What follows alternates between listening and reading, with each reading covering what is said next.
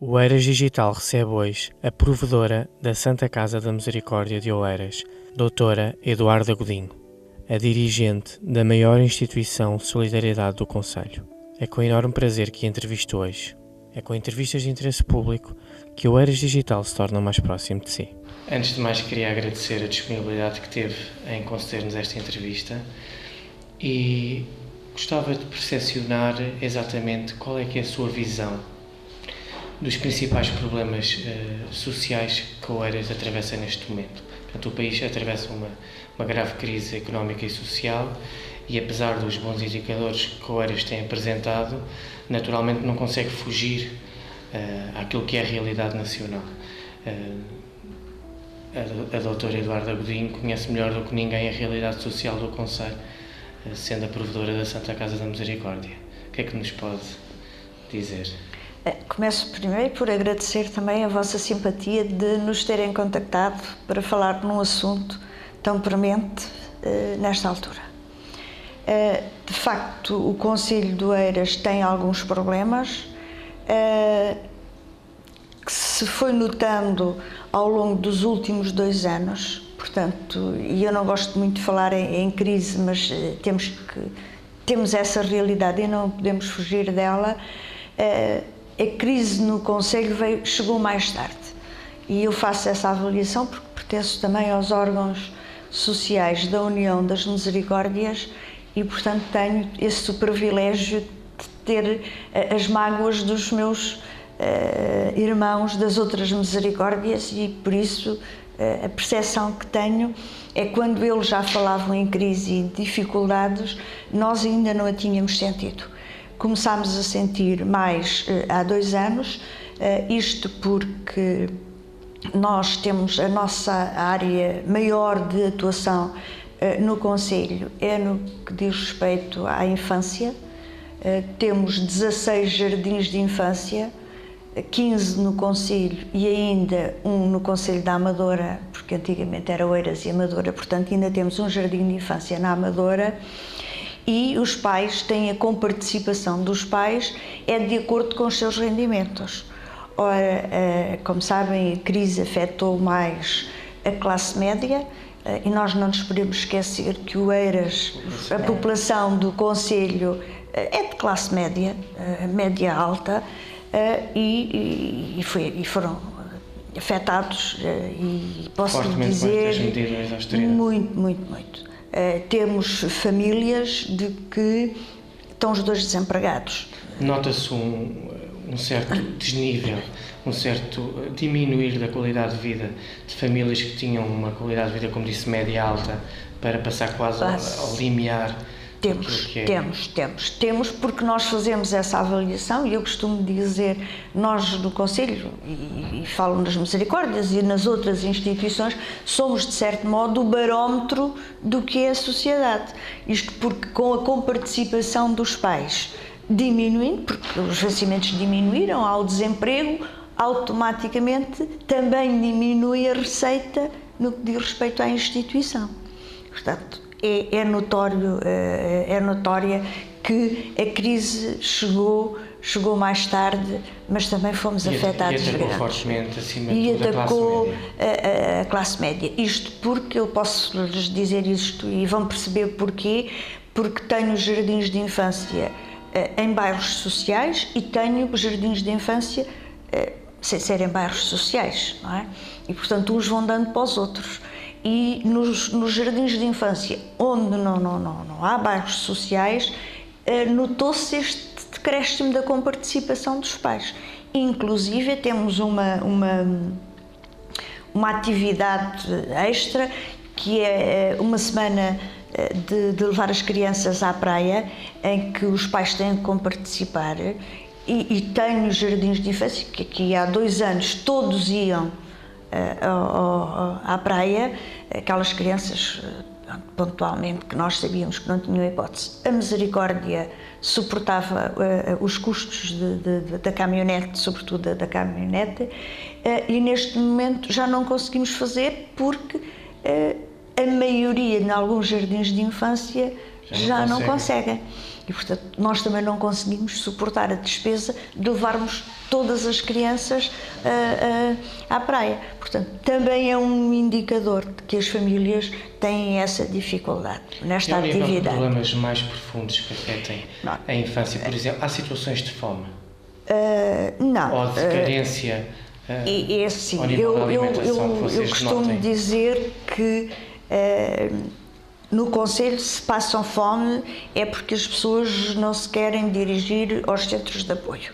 Nós temos cantinas sociais, aliás, temos um protocolo com o Ministério do Trabalho e da Solidariedade, em que o protocolo foi para 80 refeições, pedimos um aumento para 100, que nos foi concedido, e por isso, neste momento, estamos a fornecer 100 refeições em cantinas sociais. As nossas crianças, porque são avaliadas pelas coordenadoras dos jardins de infância, e sempre que alguma família tenha necessidade e que precise e que seja detectado, porque às vezes o problema aqui é que há famílias que não se querem expor e, portanto, nós também temos que ter, as pessoas têm o direito à sua privacidade, não é? Mas sempre que vão querer tirar a criança do infantário, ou nós vamos procurando saber o motivo, não é? Se é um motivo real, existe, portanto a pessoa precisa de apoio, ou se é por outro motivo que não tem a criança nos nossos. Considera que também há uma certa vergonha do assumir do novo Estado, do novo status? Há alguma vergonha das pessoas assumirem a sua se torna nova... mais complicado para vocês atuar. Que é muito mais complicado.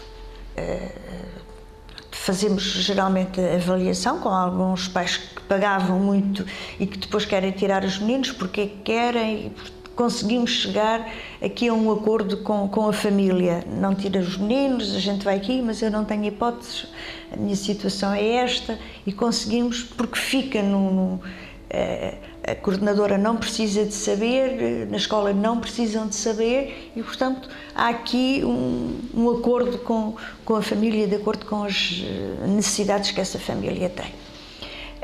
Em relação a outras situações, as que existiam continuam a existir, as dificuldades, não é? Portanto, as pessoas em alguns bairros sociais têm dificuldade em pagar o mínimo, há muitas crianças que não pagam, há outras que pagam o mínimo, portanto, e posso-lhes dizer que damos apoio a 1.600 crianças, portanto, estamos a falar de um universo muito grande.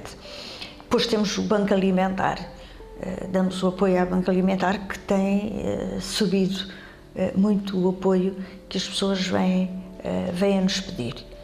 O número de crianças que a Santa Casa apoia é substancial, é muito substancial.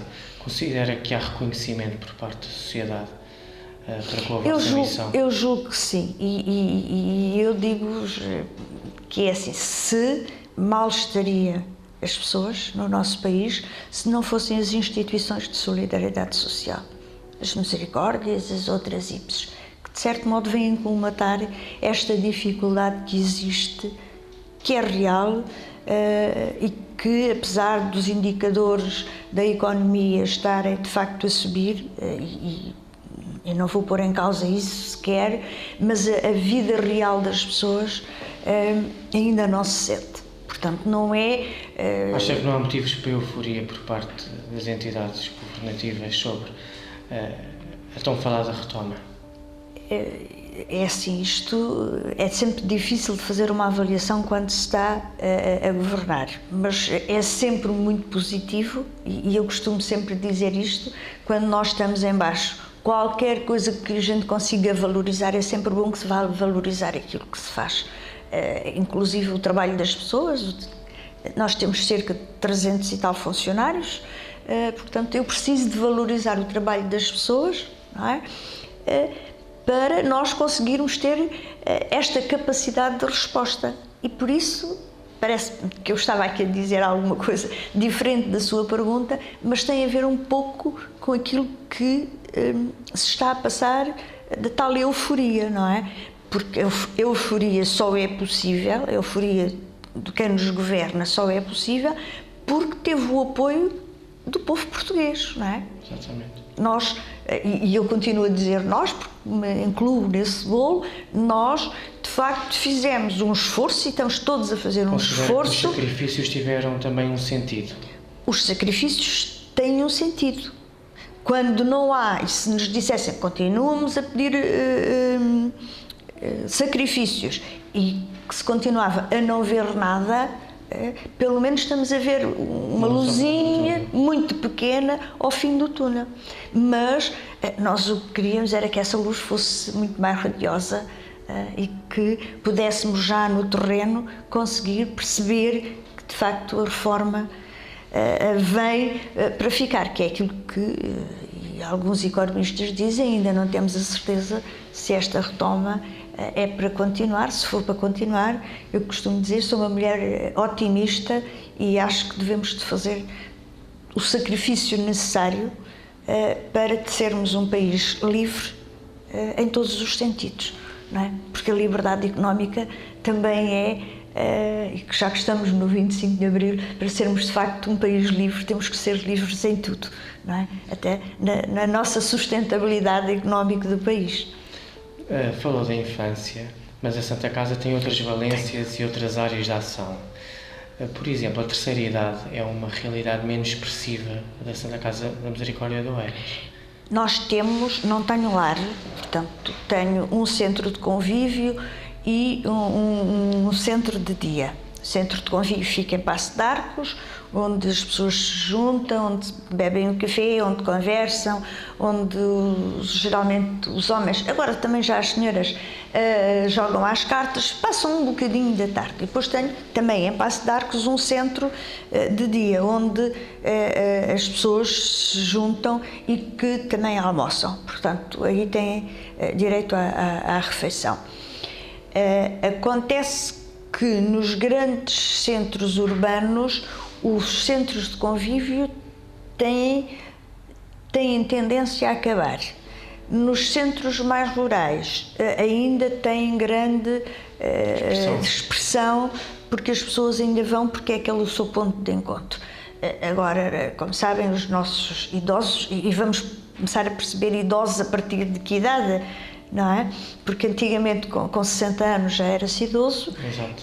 E agora não. Portanto, as pessoas já são idosas só a partir dos 70 anos e 80. Há uma grande mudança e nos grandes centros urbanos, onde temos outras atividades, como ir à praia. Nós que temos aqui o espaço marginal e temos as praias do concelho. Aproveitam muito essas áreas dos concelhos. Portanto, vai ver no Baradão, porque melhorou muito o concelho também nessa área, vê muitos idosos a passear durante a tarde nesses espaços. Portanto, o próprio concelho também oferece aos idosos outra atividade que não seja estar num centro de dia a fazer o dito crochê. Considera que os espaços de lazer que foram sendo desenvolvidos por parte da Câmara Municipal ao longo do tempo favorecem muito também aquilo que é usufruto por parte dos idosos nos tempos livres? Dos tempos livres. Isso não tenho dúvida nenhuma que foi um bom investimento, e não só para os idosos, estávamos a falar nos idosos, mas também nas crianças, nos jovens. Portanto, é um espaço muito agradável e nós temos esse privilégio no nosso concelho, que tem sido uma mais-valia para a população em geral. Apesar de não terem lares de idosos sobre a vossa tutela, têm vindo, com a experiência de terreno, a notar que é uma necessidade que existe, ou considera que, de acordo com a realidade que vai sendo apresentada, ainda não é necessário a Santa Casa tutelar um lar? Olha, nós temos de facto um terreno em Porto Salvo que tem um projeto para lar. Acontece que houve grandes evoluções. Se calhar há 10 anos nós tínhamos uma perspectiva de que lar era muito importante. Neste momento, e por aquilo que ouço até dos irmãos das outras misericórdias, é que a filosofia do lar, como nós prevíamos há 10 anos, não tem nada a ver com a filosofia do idoso neste momento. Neste momento as pessoas querem ficar o mais possível na sua residência, portanto não querem sair do seu espaço, por isso aumenta o apoio ao domicílio, preferem o apoio ao domicílio do que o lar. O lar, há 10 anos, era a filosofia de que o idoso ia para aquele espaço que era como se fosse um hotel, que tinha cama, roupa lavada, tinha atividades e que se sentia muito feliz naquele espaço.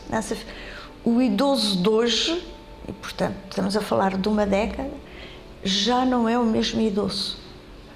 Se perguntar, eu tenho o meu pai, felizmente com 90 anos, que está na sua casa, quer dizer, nem pensar pôr o meu pai no lar. Até porque se criou um bocadinho a ideia que o lar era o último recurso antes da morte, não é? Sabe porquê? E enquanto um centro-dia tem outra dinâmica, não é? Tem outra dinâmica, mas porquê? Eu ia-lhe referir isto, os lares neste momento servem mesmo para ser já o fim da vida das pessoas. É quando as pessoas já não estão acamadas, que é mais quase um apoio de cuidados continuados. Portanto, o próprio conceito de lar não é o conceito que os idosos gostam de ouvir, nem... Não, porque o idoso, quando vai para o lar, já é para ser, é uma pessoa dependente, já está dependente.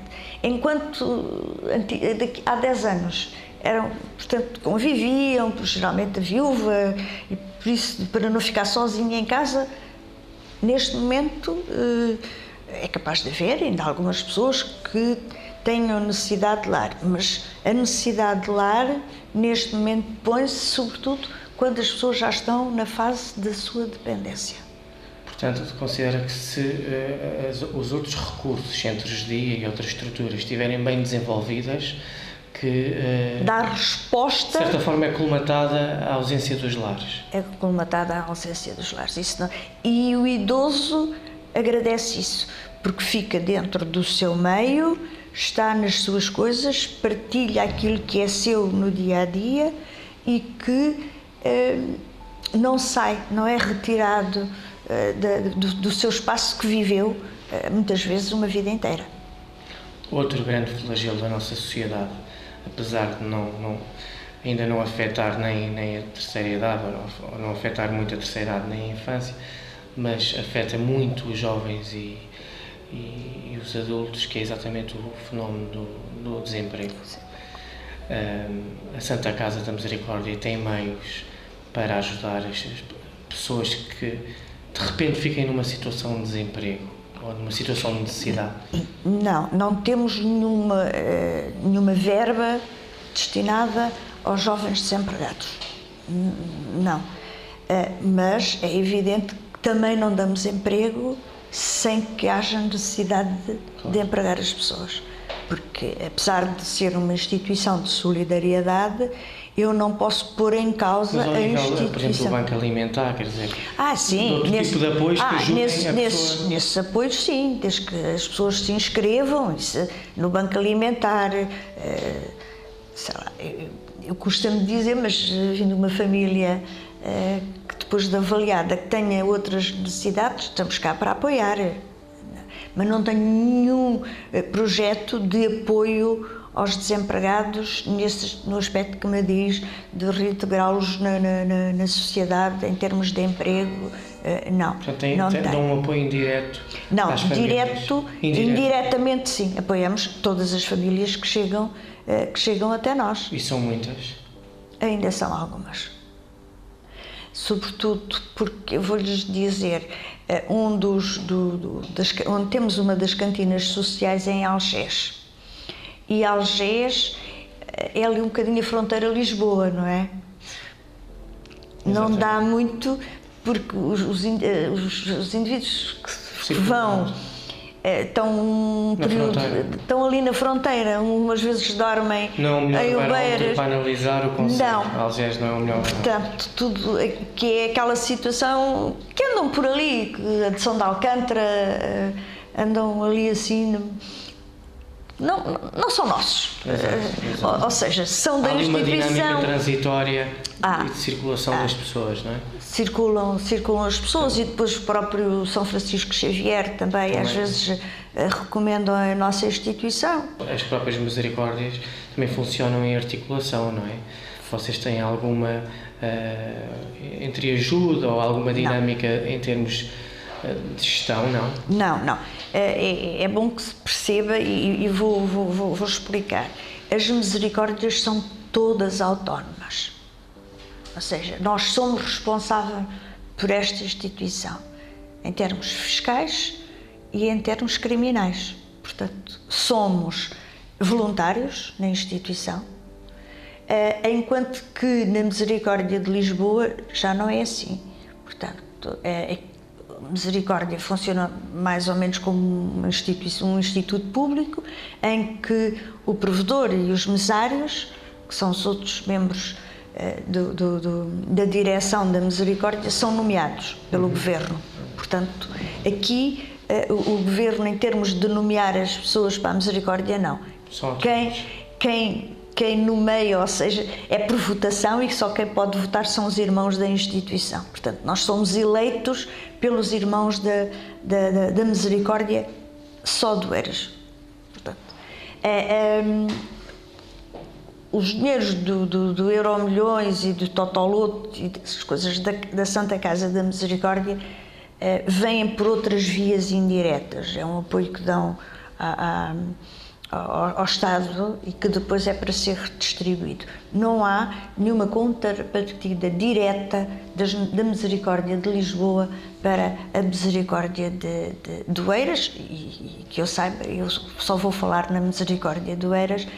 Da Misericórdia de Oeiras não recebemos nenhuma contrapartida direta da Misericórdia de Lisboa. É evidente que temos um bom relacionamento com as Misericórdias do Distrito e não só, mas todas nós todas as Misericórdias são autónomas na sua gestão.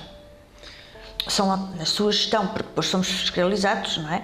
Pela Segurança Social, somos fiscalizados pelo Ministério das Finanças, pelo Trabalho, pela Segurança. É tudo fiscalizado. Portanto, as nossas contas têm que ser publicadas, por isso somos obrigados, como sabe, a ter todas as contas certinhas e em dia e entregues a horas. A doutora é provedora da maior instituição de solidariedade social do Oeiras. Qual é que é a relação que tem a Santa Casa da Misericórdia com a Câmara de Oeiras? Tem uma relação próxima, funcionam de forma complementada, portanto há um certo complementar da ação, ou há uma autonomia total? Não, pronto, vamos lá ver. A autonomia, em termos de gerir a Misericórdia, exato, temos. Gestão, tem autonomia, explica. Autonomia em todos os aspectos. É evidente que temos uma articulação com a Câmara, com a Câmara de Oeiras desde sempre, como com as outras instituições, como as juntas de freguesia, que às vezes as pessoas não falam nas juntas de freguesia, mas também é um bom veículo de comunicação, até para saber, porque também estão mais próximas das pessoas, e com a Câmara também. Não tenho razões de queixa no que diz respeito a essa articulação. Considera que a Câmara de Oeiras poderia dar algum apoio ou existiria alguma área em que a Câmara poderia ajudar a Santa Casa da Misericórdia? Olha, e é assim, eu costumo dizer, nós não devemos estar sempre a pedir, devemos fazer as coisas com sustentabilidade da instituição e promover que é a nossa função, a ajuda a quem precisa. Porque senão estamos sempre dependentes para fazer, seja o que for, estamos sempre dependentes de terceiros. É evidente que qualquer ajuda é sempre bem-vinda, portanto, seja da Câmara como de particulares, é sempre bem-vinda e nós recebemos. E temos, posso falar de várias instituições que nos ajudam. São sempre bem-vindas. Agora, dependermos de um projeto de apoio exterior é sempre mais complicado. Eu julgo É assim que eu penso em relação à instituição. Nós devemos gerir a instituição de forma a que ela seja sustentável e, como eu costumo dizer, do ano o meu resultado seja positivo, porque sendo o resultado positivo me vai permitir que eu no futuro possa ajudar mais pessoas. Não é lucro, o lucro é as empresas depois distribuem pelos associados. Aqui os nossos irmãos não recebem nada, só pagam as cotas, porque todo o resultado positivo é uma forma de nós ampliarmos, né, a nossa ajuda a quem mais necessita, que é para isso que cá estamos. Como grande instituição de solidariedade social e estando o país a atravessar momentos complicados, em que há muitas pessoas também com muito tempo disponível, também devido a situações de desemprego, tem aumentado o voluntariado e tem encaminhado essas pessoas de modo a que possam participar. Qual é a situação do voluntariado aqui na instituição? Nós temos voluntários, temos um grupo de voluntários que vão visitar, tem mais de 25 anos, são cerca de 50 voluntários que vão visitar os presos do Hospital Prisional. Portanto, como sabem, uma das missões das Misericórdias é visitar os presos. Portanto, nós temos um grupo de voluntários que vão ao Hospital Prisional visitar os presos e, de certo modo, também nos trazem as carências que os indivíduos têm e que nós também apoiamos. E que, no fundo, contribuem também para, no futuro, a inserção deles. A inserção deles. Portanto, esse apoio, e não era justo que não falasse dos voluntários. Mas são voluntários, é um grupo que está instituído e, portanto, que vai recebendo mais voluntários e que são voluntários que têm que ter características muito especiais, porque para entrar num estabelecimento prisional tem que ter alguns cuidados, tem que saber muito bem as regras e aceitar as regras de segurança e as pessoas, e ainda mais, têm que visitar depois um indivíduo que está doente, não é? Por isso, esses voluntários são integrados e têm formação própria para irem fazer. Portanto, há um enquadramento dos voluntários nessa área. Depois, tem-nos surgido, porque recebemos também pessoas do Fundo de Desemprego e do rendimento de reinserção, temos um protocolo nesse sentido, e que, acabando o protocolo, houve pessoas que, não tendo emprego, porque nós não conseguimos empregar toda a gente, sempre que temos necessidade, recrutamos as pessoas que têm prioridade, mas algumas destas pessoas não conseguimos e ficaram algumas connosco a trabalhar no voluntariado. Portanto, não são muitas, mas têm ficado a fazer o seu serviço como voluntários. É bom que o voluntariado, nós não os podemos colocar a tapar um lugar de pessoa de quadro, não é? Porque nós temos o quadro de pessoal a qual temos que respeitar. Portanto, essas pessoas que vêm voluntários, como temos muito a área da infância, também têm que ter formação na área para lidar com crianças. Por isso temos sempre muito cuidado no que diz respeito ao voluntariado na área da infância. Não sei se mentem.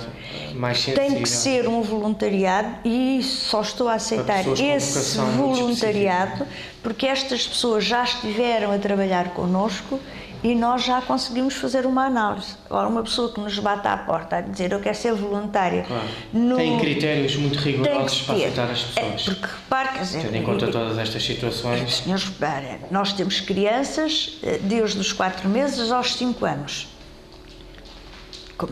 Dada a idade, são crianças com muita fragilidade. Sim. E os pais, quando depositam os seus filhos nos nossos jardins de infância. Ficam responsabilidade, não é? Não, e querem ter a garantia de que os filhos vão ser bem tratados, que é essa nossa mais-valia, não é? É os pais terem essa liberdade de conhecerem os espaços, saberem o que é que os meninos comem, porque é fixada a emenda da semana, e ter a garantia de que as pessoas que estão ali são profissionais. Não podemos trabalhar só com voluntários. Noutras áreas é mais fácil, temos voluntários no centro de dia, no centro de convívio, nos Mãos Dadas, que é onde funcionam as cantinas sociais, que ao sábado e ao domingo funciona praticamente com voluntários da paróquia. E porque temos uma ligação com as duas paróquias, com a paróquia de Algés e com a paróquia de Paço de Arcos, portanto, em que as pessoas são recrutadas ali na paróquia, e por isso temos este entendimento interagem também com as paróquias. Sim, aliás somos uma instituição ligadas à Igreja e, portanto... Ele perguntou exatamente isso porque estava a ver o crucifixo. Somos uma instituição, aliás todas as Misericórdias somos instituições ligadas à Igreja e, portanto, cumprimos com todas as regras. Recentemente, o Oeiras Digital entrevistou a vereadora da Ação Social, a doutora Marlene Rodrigues, que nos confessou que um dos sonhos que tinha era exatamente a criação de um mapa que identificasse os idosos que estavam mais dependentes e mais acamados, que não tivessem uma ligação a centros de dia nem a lares, estivessem muito vulneráveis em casa e também em situações de solidão, para que a Câmara e as instituições sociais pudessem atuar. Qual é a sua percepção sobre esta situação, porque às vezes corre um bocadinho à margem daquilo que são as vossas formas de detectar os idosos em solidão? Eu até lhe vou dizer que o Cônego Mário, aqui da paróquia de Oeiras, numa conversa que teve aqui comigo, levantou essa preocupação. Antes das eleições, como é que nós conseguiríamos saber os idosos, até era da freguesia do Oeiras, aqui da nossa zona, e que não tivessem qualquer apoio. Ficámos à espera que nos dessem dos últimos censos, o que é que se sabia dos últimos censos, que ainda não temos. Portanto, ainda não tenho essa percepção, e os censos, às vezes, é um indicador, é uma forma de nós chegarmos aos idosos, mas às vezes não é bem a realidade, não é? Podem estar sozinhos, mas por vontade própria, não querendo ir. Considera que era importante, por exemplo, criar uma equipa de terreno? Tem que ser feita. Tipo porta a porta? Tem que ser com o censo, que é um indicador, não é? Porque não vamos bater a todas as portas, não é? Mas com o censo, olha, vamos ver quem é que tem mais de 70 anos. 60 não, porque ainda são muito novos. Quem tem mais de 70. E depois identificá-los e ir fazer a tal recolha de terreno, de saber o que é que o idoso pretende e precisa. Tem que ser muito bem articulado, muito bem pensado, porque infelizmente, se soubessem que havia aí pessoas a baterem à porta dos idosos por não sei quantos, podia ser tudo muito mal interpretado. Tem que haver divulgação, tinha que se pôr lá um papelinho no idoso, a dizer a instituição. Tem que haver um trabalho prévio, seguro, e que as pessoas, quando nos abrem a porta e expondo, porque vão expor a sua vida, têm que confiar, e a pessoa que lá vai tem que saber como é que há de lidar com o idoso. Portanto, tem que ser pessoas preparadas para este tipo de trabalho.